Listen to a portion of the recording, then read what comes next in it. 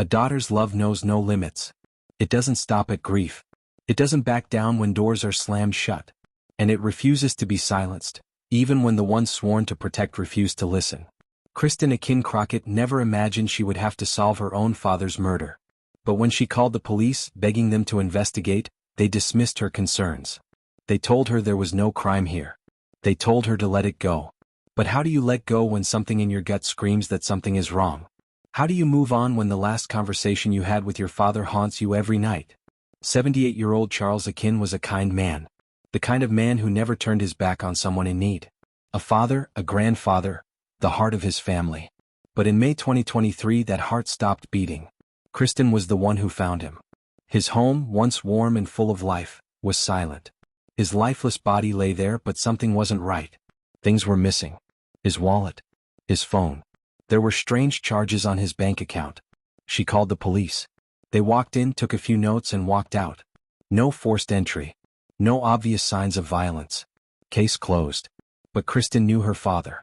And she knew one thing for sure, her father didn't just die. So she started digging. And what she found was worse than she ever imagined. A name. A woman. A pattern. And then, other victims. 4 lives. 4 deaths. And one common link. A woman the police never even looked at. This isn't just a story about a daughter looking for answers. This is a story about a woman who refused to be ignored. A woman who became the investigator the police refused to be. And in the end, what she uncovered wasn't just the truth. It was a nightmare. Because the moment Christyn got too close, someone started watching her. Welcome to True Crime Stories videos. I welcome you, my viewers, and most especially my subscribers, for your support as we keep improving and bringing you daily told and untold true crime stories. Please don't forget to subscribe to this channel. May 2023. A quiet street in Columbus, Ohio. The kind of neighborhood where people wave from their porches, where nothing ever seems out of place. But that morning something was wrong. Christyn Akin-Crockett pulled into her father's driveway, expecting to find him outside tending to his yard like he always did. But the front door was locked. No answer to her knocks. Her calls went straight to voicemail. A feeling crept up her spine. Something wasn't right. She used the spare key, pushing the door open. The house was still. Too still. No sound of the TV humming in the background. No smell of fresh coffee. Just silence. Then she saw him. Charles Akin, 78 years old, was lying on the floor of his living room. His body stiff. His eyes open, staring at nothing. She ran to him, her hands shaking. His skin was cold. His chest didn't rise. She screamed his name, but deep down she already knew he was gone. Her father was gone. But something felt off. The room was too neat. His wallet was missing. His phone, gone. And later she'd realize something else. His bank account had strange withdrawals. Hundreds of dollars gone. The paramedics arrived. Then the police. They looked around, took a few notes, and gave her the words that would haunt her. There's no sign of foul play. No forced entry. No blood. No struggle. To them it was simple. An old man who died alone. Case closed. But Christyn knew better. Her father was careful with money. He never missed a call. And now his bank account was being drained? No one wanted to listen. Not the officers. Not the detectives. They told her to grieve. To accept it. But she couldn't. Because the more she looked, the more she found. A series of late-night cash withdrawals. A woman's name appearing on his statements. A stranger he had been speaking to in his final days. Monica Washington. Who was she? And why was she the last person to be connected to her father before he died? Christyn didn't know it yet, but this wasn't just about her father. 3 others. 3 more families. And one deadly secret that would change everything. Grief does something to you. It twists your thoughts, fills your nights with questions. Keeps you awake wondering what you missed. For Christyn Akin-Crockett, the questions wouldn't stop. Her father was gone, and the police refused to see what she saw. But she wasn't ready to let it go. She sat at her kitchen table, staring at his phone records. The last calls he made. The last messages he sent. Then his bank statements. Withdrawals, strange ones, hundreds of dollars gone in the days leading up to his death. One name kept appearing.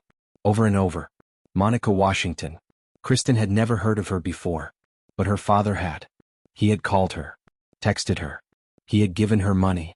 Who was this woman? And why was she in her father's life? She searched the name. A face popped up. A mugshot. Dark circles under her eyes. A criminal record. Fraud. deception. And then something that made Christyn's stomach drop. Monica had been involved with other elderly men before. Men who trusted her. Men who gave her money. Men who turned up dead.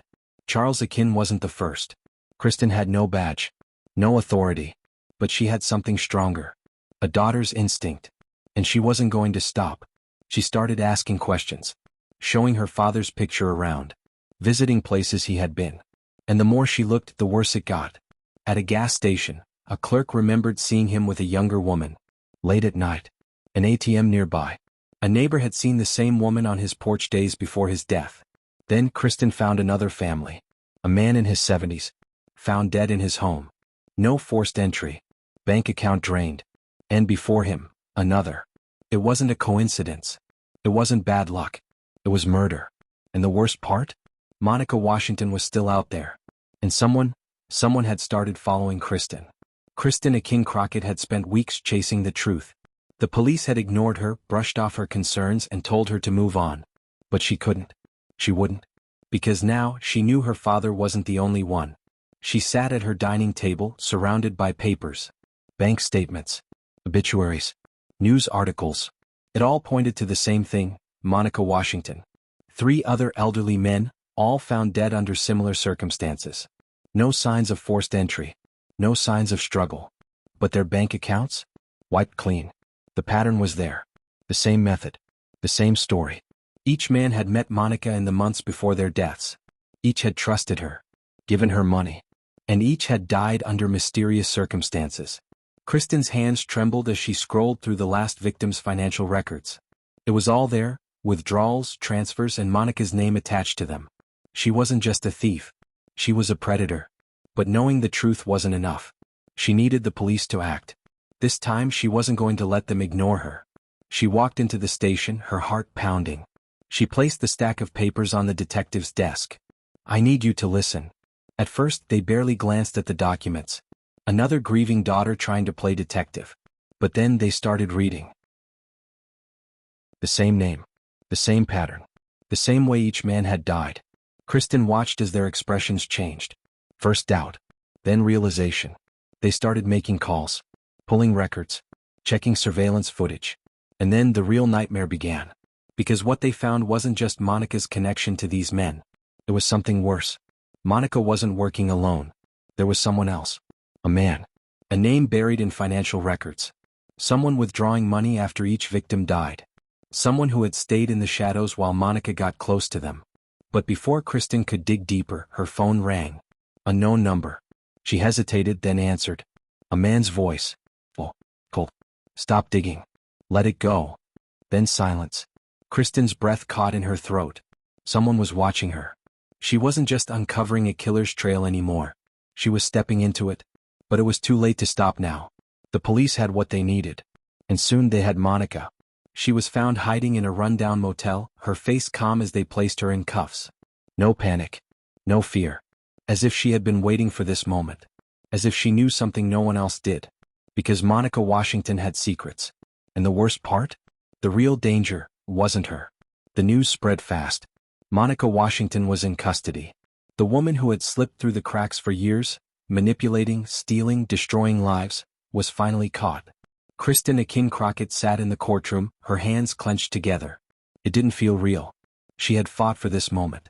She had uncovered the truth when no one else would. But even as Monica sat before the judge, wearing an orange jumpsuit, there was no relief. Because Monica wasn't afraid. She sat there, calm, her expression blank. She didn't cry. She didn't plead. She just watched. The charges were read aloud. Murder. Fraud. Theft. The list went on. The families of the other victims sat beside Christyn, their pain just as raw. Some wept. Some stared ahead, frozen in grief. Monica showed no remorse. When the prosecutor laid out the case, the courtroom fell silent. The details were chilling. How she found her victims. How she gained their trust. How she took everything before leaving them to die. But one question still remained. What about the man? The voice on the phone. The shadow in the bank records. The one who had warned Christyn to stop. The police had searched. They had followed the money. But the man behind Monica's crimes was nowhere to be found. And Monica? She wasn't talking. The trial dragged on for months. Christyn spoke in court, her voice strong but filled with pain. She told them about her father. About the way he loved old country music, about how he still mowed his own lawn at 78. About the life he should have had. The other families spoke too. Stories of fathers, grandfathers, men who had lived full lives only to be taken in their final years by someone they trusted. The jury took only a few hours. Guilty. Monica showed no reaction. No anger. No regret. Just the same eerie calm. She was sentenced to life in prison. No chance of parole. It should have been over. But some questions still haunted Christyn. How many others had there been? Had Monica done this before the 4 men they knew about? Had there been more victims in other cities, other states? And where was the man who had helped her? The case was closed, but the fear remained. Somewhere out there he was still free. Watching. Waiting. And as Christyn walked out of the courthouse, she knew this wasn't over. One woman's determination exposed a murderer. But how many stories like this go unheard? How many families cry out for justice only to be ignored? Christyn Akin-Crockett never wanted to be here. She never wanted to stand in a courtroom fighting for the father she lost. She never wanted to stare into the eyes of a killer and wonder how long she had been getting away with it. She just wanted answers. But the truth didn't come easily. It never does. 4 months she begged the police to listen. 4 months she carried the weight of knowing something wasn't right. And in the end, it wasn't the system that found the truth. It was her.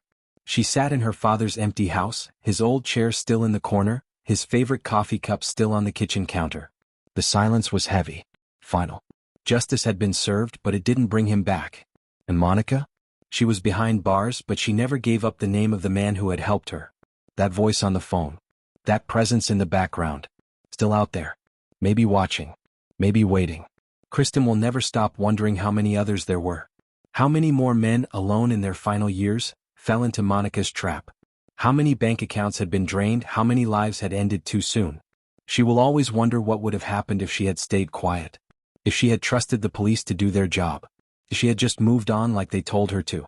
But she didn't. She fought. And because she fought, the truth came out. It shouldn't take a grieving daughter to solve a murder. It shouldn't take sleepless nights and endless battles just to be heard. But too often it does. So if there's one thing to take from Christyn's story, it's this: never stop asking questions. Never stop pushing.